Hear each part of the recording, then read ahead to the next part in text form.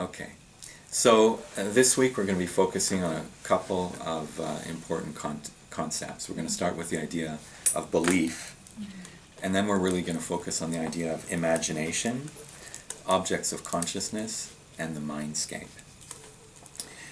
When we're talking about religion and spirituality, people tend to think in terms of belief. Do you believe in this? I believe in God. I don't believe in God. I believe in this religion. I don't believe. Are you a believer? And these kinds of terms. But actually I think that's a very problematic concept, because most people actually don't know what they believe in. Even when they think they believe in something, they often have doubts in their mind. When they think that they don't believe in something, they may subconsciously believe in something. Their beliefs are always changing. So for example, many people would say, I believe that Jesus Christ is my Savior. I believe in the Holy Trinity, in the Father, the Son, and the Holy Spirit. But how many of them actually know what that means? So many people say that I believe that there is only one God and that Muhammad is his prophet. But what does that actually mean? Many people who say these things, but in their heart, in their mind, they may now and then, or often, have doubts. So, and then when we're looking in the Chinese context, in Chinese culture, if you ask people, do you believe in religion? 你信教吗? And the vast majority of people would say no. You could ask most people in Hong Kong, for example, and most of them would say, no, I don't believe in religion. And yet so many of them, on Chinese New Year, they're going to Wang Tai-Xin Temple, burning incense and praying to a god. On Qingming, on the grave sweeping festival, they go to the graves of their ancestors, they burn incense, they make offerings to their ancestors, and some of them maybe think that it's just a custom, a ceremony, it's just nothing other than that. But some of them still do have some feeling that maybe that the soul of their ancestor is still around somewhere. So even though people say they don't believe, somehow their actions demonstrate some kind of belief. Also in Hong Kong, we have the idea of feng shui, for example. So people say they don't believe in religion, and yet, 凶仔, right? How do you say that in Cantonese? The cursed house. The cursed, you know, the one where somebody has committed suicide, or hongza. Yeah, a hongza, right? So a house where somebody has died, where somebody's committed suicide, where there's a kind of a grave right outside the window, or some certain kind of houses or apartments like that, nobody wants to buy them. Even people who think or claim that they don't believe. So that's why I think the idea of believe or unbelieve or non-belief is not always very useful, and it tends to divide people into believers and non-believers in a very simplistic way. But actually it's far more complicated than that. So let's just think, for example, of the story of the frog at the bottom of a well. 井底之蛙. So here we have a well, and deep down at the bottom of that well we have a frog looking up at that circle of sky way up at the top of that well. And so this frog, perhaps it doesn't believe that there's anything outside of the well, because it has never seen anything outside of that well. So it believes that the whole world, all that exists in the world, is only what it can see and experience at the bottom of the well. And maybe another frog at the bottom of the well thinks there's something outside the well, thinks that there's something, if you were to be able to go up there and see that circle of light at the top of the well, and maybe that frog believes or thinks that out there, somewhere, if you were to be able to go up there, there might be something else. There might be another world outside of this well. So maybe one frog believes in it, another frog doesn't believe in it. But what if we put it this way, though? Let's talk about what the frog actually imagines. Because whether the frog believes there's something outside of the well, or whether it doesn't believe there's something outside of the well, there's no way that frog can never ever know what there is outside of that well, can never ever know if there is something outside of the well. So one frog believes there's something out of the well, another frog believes that there's nothing outside of that well. So both the believing and the unbelieving frog actually have a belief. And either of their belief can never be proven or refuted. So if that's the case, then that's the end of the discussion. We simply can't know. We can never know anything outside of the world in which we are living. However, we can imagine. So one of those frogs might imagine that there's something up there, that there's something out there, and might imagine, what is it that is out there? And that's when I think things start to get very interesting. So when we talk about imagination, we're talking about something that doesn't exist in the physical world. What we imagine is not real in a material sense. Our imagination is something mental, and yet it does have a reality because our imagination influences us and it influences what we do. So let's think, for example, of 3 different types of imagination. So one type of imagination would be a projective imagination. And a projective imagination would be, let's say, an engineer. So an engineer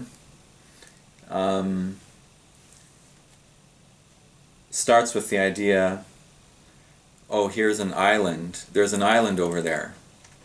There's no bridge between here and that island. So let's build a bridge between here and that island. That bridge doesn't exist. That bridge only exists in the mind, in the imagination of that engineer. So the first thing the engineer does is to imagine the existence of a bridge. And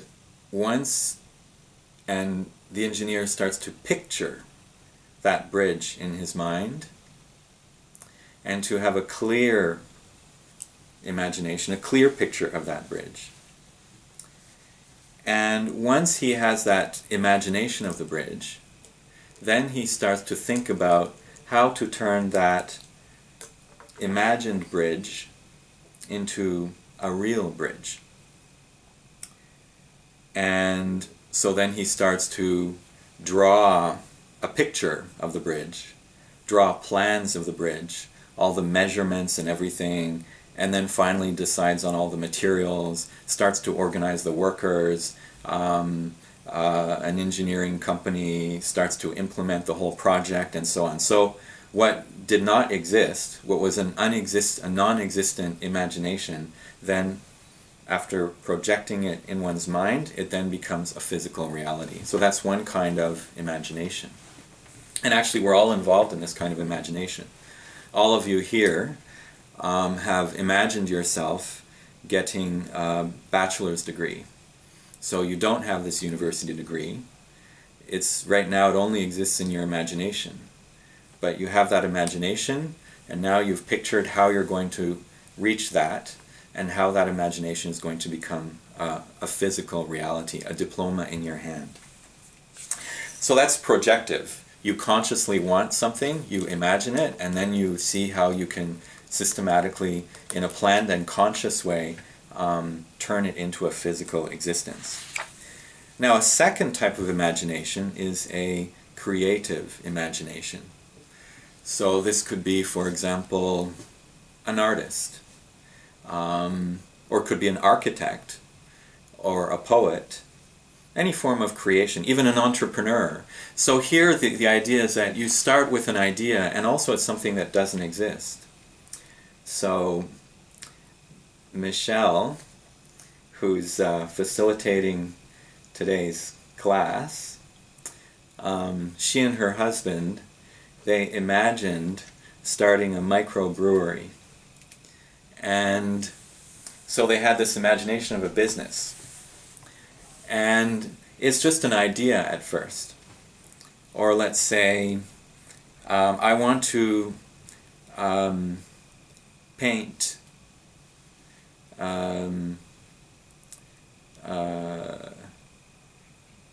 I want to make a sculpture. I want to make a sculpture.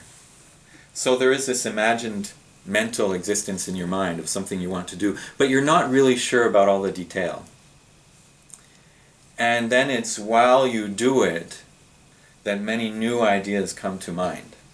So you have some kind of an idea, it's vague, or let's say you're writing an essay, or you're writing a poem or a story. So you have some basic vague idea, and then you start doing it. So that imagination drives you, it inspires you, it pushes you forward. And as you go along, that idea becomes richer, it becomes more detailed. As you start to make the statue,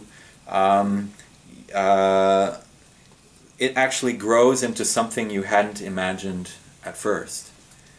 So many authors talk about that. You know, when they're writing their story, sometimes the story comes to life, right? It's not like that engineer who had the whole thing planned out right from A to Z. So the author writing the story has an intuition, has an idea, but then as you go about putting it into reality, somehow it takes a life of its own. So that's a creative imagination. And a third type of imagination is a receptive imagination. And in a receptive imagination, it's as if a flash of inspiration, a dream, a vision just arrives into your mind. And you don't really know where it came from. A new idea. Somehow it just, poof, it just came. And it's not like you thought, now I want to have this idea, oh, and here's that idea. But you were just daydreaming, or you're dreaming at night, and then something just happened. Or you know, that's one kind of and then so it comes to you. So you receive that. You receive that imagination. And you can't really say where it comes from. Or if what I was saying about sitting in a cave, right? So some images, some perceptions came to me. It's not like I was looking for them or decided, like the engineer, now I'm going to have that happen to me. Just sitting there and something happens. So this is what you would... So these are also, in a sense, imaginations. Something that comes to your mind. And those imaginations, though, those ideas, inspirations, and revelations that you receive, they also can influence you in what you do. So again, for a poet, an artist, a businessman, the very first idea, that's what it may be, a flash of inspiration, some kind of revelation just came, and then somehow that then leads to doing things in this world, changing things in this world.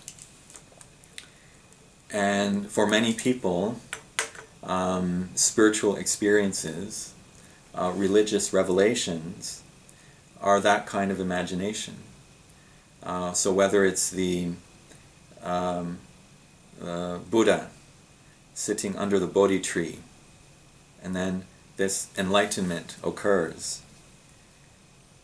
But that's not an enlightenment that, okay, in the story of the Buddha, this enlightenment lasted one night, but then it leads to so many other teachings. A new way of looking at the world and of looking at your life, how to live your life. So that kind of imagination then leads to very concrete ideas and teachings about how to lead your life. Or Moses, so he receives this revelation of the Ten Commandments. Where does it come from? But then this happens, and then that leads to all kinds of instructions as to how people should live their lives. So what we can see, there are different types of imagination, and all of them at one level, they're totally unreal. They're simply things that happen to our mind, things that happen in our mind, but at the same time, they influence us, and they orient us, they lead us, or they inspire and motivate us to do real things in this physical world. So it's not a question of believing or not believing. And so let's think again, for example, of these frogs at the bottom of the well. So let's imagine that one of those frogs is there sitting at the bottom of that dark, damp, cold well, and for him, that's what the world is. Outside of him, that's all that the world is. But inside of his mind, that's also all the world is. So his mind is also dark, cold, and damp. So he leads a bleak, a miserable and bleak existence. But let's imagine another frog at the bottom of that well who, although outside of him he is within that dark, damp and cold, the bottom of that well, but in his mind, though, he's soaring into space. He's flying into the stars. All these gardens and trees appear to him. So in his mind and in his heart, he is imagining a beautiful world. And in a sense, he's traveling in that beautiful world. So these two frogs, one of them is living a miserable life, and the other one is living a blissful and happy life. Both of them are in exactly the same material condition at the bottom of that dark and damp and cold well. But mentally, spiritually, both of them are living completely different lives. And so their sense of sadness or joy, of contentment, is also quite different. So we're really talking about all of these different things that exist in our mind.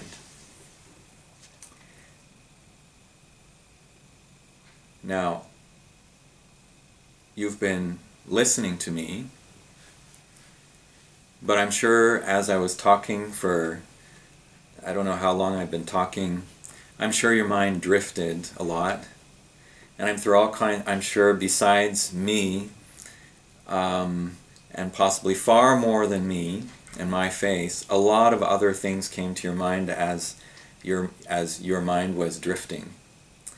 And so maybe my words came into your mind, my face came into your mind, all of the students, your classmates sitting beside you came into your mind, but maybe all kinds of other things came to your mind too. Maybe that beautiful girl you saw earlier today came to your mind.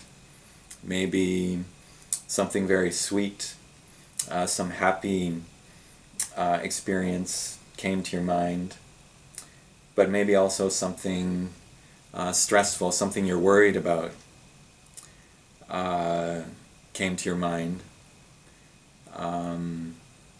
Maybe a lot of that came to your mind. Somebody that you don't get along with, that you're having a conflict with and worried about what you're going to say, what your parents are thinking of you right now. I mean, there's just so many things that may have been coming into your mind just in the past 15 minutes. So there are just so many things that are in our mind. So these things that are in our mind, so these are what William James, a very famous American psychologist, he was actually one of the founders of the discipline of psychology, and he also wrote a very famous book called The Varieties of Religious Experience. So he called these things objects of consciousness. So these are objects, but they're not physical objects, but they're things in our mind. So all our ideas, all our memories, all our emotions, all of these things that are coming in and out of our mind all the time, these are objects of consciousness. And just like things that exist in the physical world, these objects of consciousness, they affect us. So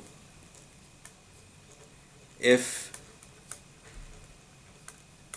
somebody earlier this morning punched you, literally punched you in the chest, okay, so that physical movement, obviously it affects you. But that just lasted 1 second. And maybe I can just forget about it. But when that person, if that person punched me, then there's going to be that anger. And hours later, days later, years later, every time I think about that person who punched me, that anger might come back to me. So even though my chest no longer hurts, but the anger comes back. So, and that anger, I mean, it releases chemicals in our brain, and it might make, it literally physically changes me, makes me more tense and so on. But what is causing this anger? It's an object of consciousness. It's the memory of that person who hit me. It's actually something that does not exist physically. That person may have gone away, that person may be dead, but that memory of that person is in my mind, and it is literally sending energies to me. It is literally affecting me and my body. So, objects of consciousness, in that sense, even though they're not physically real, they are very, very real. They are very real. And so, as we, then we can see that we have all of these ideas, all of these objects of consciousness coming in and out of our mind all the time. And if you put all of that together, that's what we could call a mindscape. A mindscape. So, a mindscape is like the landscape of the mind. So when we look at a landscape, we see so many different things. So right now I'm sitting in my office, and I look here, and I see outside my window, I see another building of Centennial Campus.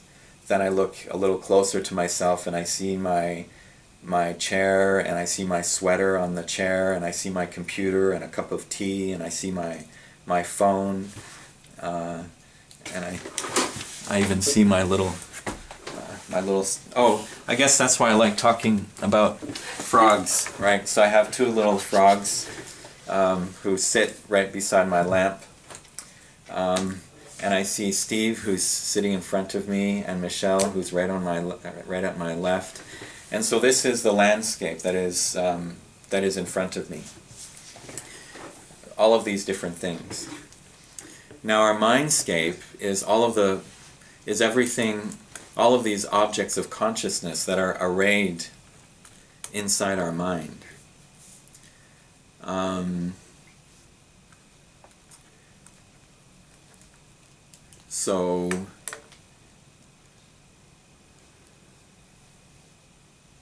And in our mindscape, there are certain things that might be very central to our mindscape. Some ideas, some thoughts, some concerns that we're always thinking about, or thinking about it very, very often, even when we're supposed to be doing something else.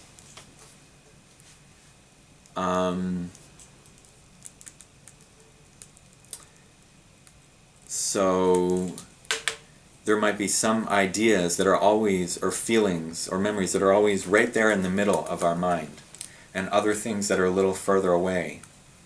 There might be some things that are beautiful in our mindscape, some beautiful thoughts, and there might be some really ugly ones. There might be some things that we actually always want to hide away, that we don't want to think about, but they're there. Right? So our mindscape is all of these different things in our mind, and some of them are right in front of us, some of them are farther away, some of them pop up sometimes. There are very ugly things in there, and there are very beautiful things in there. So that's our mindscape. So everybody's mindscape is very rich and is very complicated. There's so many different things there. So it's not a question of I believe this or I don't believe that.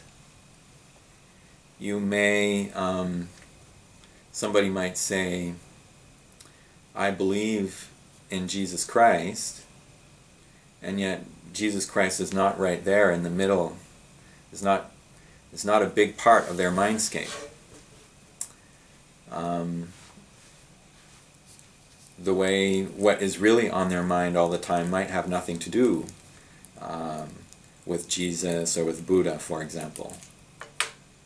So what really is in our minds? And all of these things that are in our mind, they also influence us as we live our lives. If we have a really messy mindscape, our lives are going to be messy. If we have a really ugly mindscape, everything in our mind is really ugly, negative, anger, right, inside, well, that's going to come out sooner or later, or maybe all the time. It'll even be visible in your face and in your body. So your mindscape does, it transforms, it creates the world in which we live. And so our lives that we live as individuals are expressions of our mindscape. But actually the whole world, the whole human world that we live in, these cities, these roads, these skyscrapers, everything that exists that is man-made out there, all of that is an expression of our mindscape.